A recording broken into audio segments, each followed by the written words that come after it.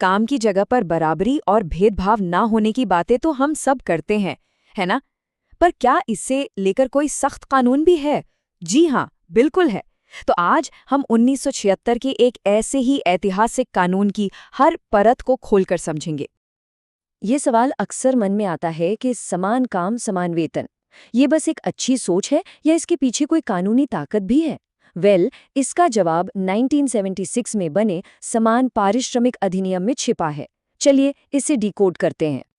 किसी भी कानून को समझने के लिए उसकी जड़ों तक जाना बहुत जरूरी होता है। तो इस अधिनियम की असली ताकत को समझने के लिए हमें अपने संविधान को देखना होगा, जहां से समानता का ये वादा शुरू होता है। हमारा संविधान कहता है कि कानून की नज़र में सब बराबर हैं। लेकिन इस एक लाइन का असल जिंदगी में क्या मतलब है? बस इसी सवाल का जवाब है ये अधिनियम। इसका मकसद था कि ये बराबरी सिर्फ किताबों में न रह जाए, बल्कि ऑफिस और फैक्ट्री की जमीन तक पहुंचे। तो ये कानून अपनी पावर कहाँ से लेता है? देखिए, इसके पीछे हैं संविधान के 3 बहुत मजबूत पिलर। एक है आर्टिकल 14, जो कहता है कानून के सामने सब एक हैं। दूसरा आर्टिकल 15, जो किसी भी तरह के भेदभाव पर रोक लगाता है। और सबसे खास आर्टिकल 39D, जो साफ साफ कहता है कि पुरुषों और महिलाओं दोनों को एक जैसे काम के लिए एक जैसी पगार मिलनी चाहिए। तो कुल मिलाकर इसका निचोड़ क्या निकला? ये कि ये कानून सिर्फ सैलरी गैप को लेकर नहीं है। नहीं, इसका दायरा बहुत बड़ा है। नौकरी देने से लेकर प्रमोशन, ट्रेनिंग और काम करने के माहौल तक हर स्टेज पर जेंडर के आधार पर होने वाले भेदभाव को रोकना ही इसका असली मकसद था। ठीक है, तो सिद्धांत तो हमें समझ आ गए, पर रोजमर्रा के काम में एक एम्प्लॉयर के लिए इसके क्या मायने हैं? वो क्या कर सकते हैं और क्या बिल्कुल नहीं कर सकते? चलिए अब इस पर आते हैं। इस कानून की सबसे बड़ी खासियत पता है क्या है? इसका ड्यूअल एक्शन।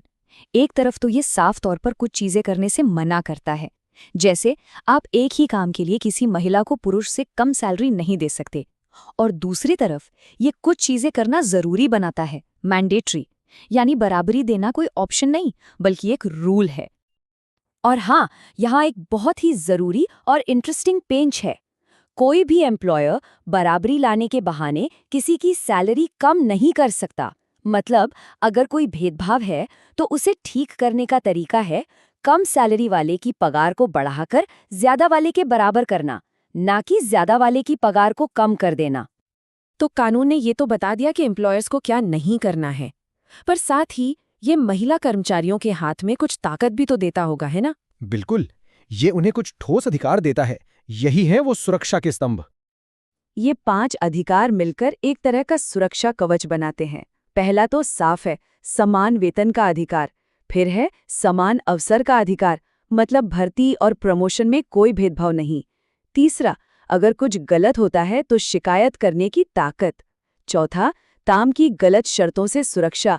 और पांचवा, ये भरोसा कि कानून लागू किया जाएगा। अधिकार बना देना एक बात है, पर उन्हें जमीन पर लागू कौन करवाएगा? अगर कोई कंपनी इन नियमों को नहीं मानती तो फिर क्या होता है? चलिए अब जरा इसके एनफोर्समेंट सिस्टम को भी समझ लेते हैं। देखिए, इसे लागू करने के लिए एक 2 पार्ट सिस्टम है। एक तरफ है इंस्पेक्टर्स, जो एक तरह से फील्ड एम्पायर का काम करते हैं। वो जाकर चेक करते हैं कि कंपनियां रूल्स फॉलो कर भी रही हैं या नहीं। और दूसरी तरफ हैं सलाहकार समितियां, जो एक्सपर्ट्स की तरह वेतन जैसे मुश्किल मामलों पर सलाह देती हैं। तो अब आता है सबसे बड़ा और सीधा सवाल। मान लीजिए कोई एम्प्लॉयर इन नियमों को तोड़ता है, तो फिर क्या होगा? देखिए, कानून तोड़ने के नतीजे काफी सीरियस हैं। इसमें भारी जुर्माना भी लग सकता है, जेल की सजा भी हो सकती है, या फिर दोनों।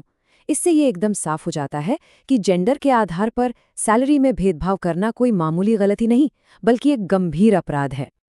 तो इन सारे नियमों, अधिकारों और सजाओं को मिलाकर देखें तो बड़ी तस्वीर क्या बनती है?